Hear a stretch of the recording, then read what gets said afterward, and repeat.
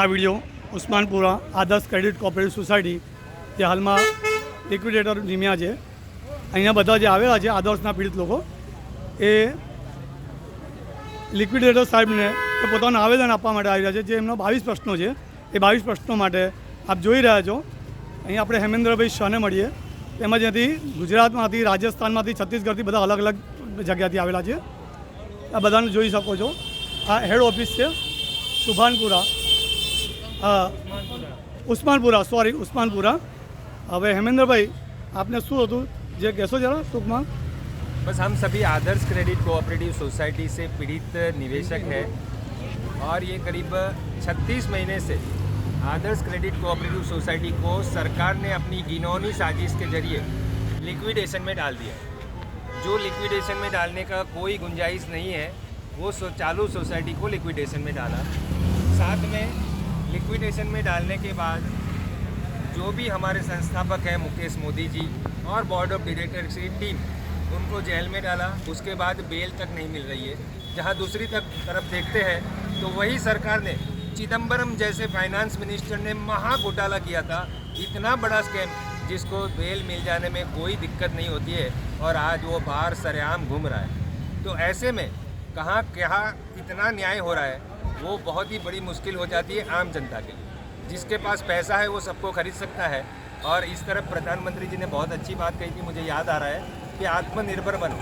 तो प्रधानमंत्री जी ये क्यों भूल जाते हैं कि उन्हीं के बच्चे, एक देश का पूरा जो परिवार होता है उसको परिवार कहते हैं देश का, और वो परिवार का जो मुखिया होता है उसको प्रधानमंत्री कहते हैं, उसको बाप कहते हैं. तो वो बाप ऐसा कैसे भूल गया कि इतनी सारी जनता पीड़ित है और वो भी बिना किसी वजह से. कोई वजह, हमारी कोई वजह नहीं है कि हमारा कोई गुनाह नहीं है. हमारा इतना ही गुनाह था कि हमने पैसों की अय्यासी नहीं करके, पैसे बचा करके ऐसी अच्छी संस्था जो सरकार की बनाई हुई संस्था थी, वहाँ पे रजिस्टर्ड संस्था में हमने पैसे निवेश किए. वो निवेश किए हुए पैसे हमको तो हमारा सूद समेत मिलना चाहिए. और साथ में एक बात बहुत गंभीर मैं कहता हूँ कि अब तक हमें 3 साल से जो भी मानसिक, शारीरिक और आर्थिक पीड़ा हुई है, उसका हर्जाना भी सरकार को देना ही पड़ेगा. वो सरकार भूले नहीं कि उसकी ये कोई जागीर नहीं है कि हमारे पैसे हमको सूद समेत मिलने चाहिए. जिस दिन देंगे तब तक सूद समेत, और साथ में हर्जाना कि हमें इतने दिन प्रताड़ित हुए.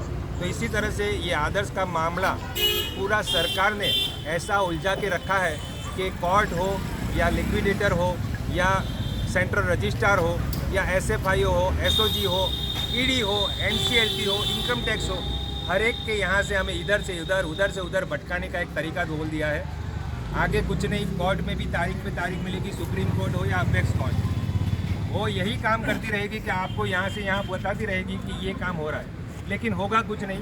काफ़ी सालों के अंत में सरकार अपने तानाशाही से यही पैसा गरीबों का चूस के निकल जाएगी, हमें कुछ हाथ नहीं आएगा. तो अब करो या मरो, सत्याग्रह आंदोलन शांतिपूर्वक करना है हमें, और जब तक पैसा मिलेगा नहीं तब तक घर जाना नहीं. यही कार्यक्रम हमारा आगे का रहेगा.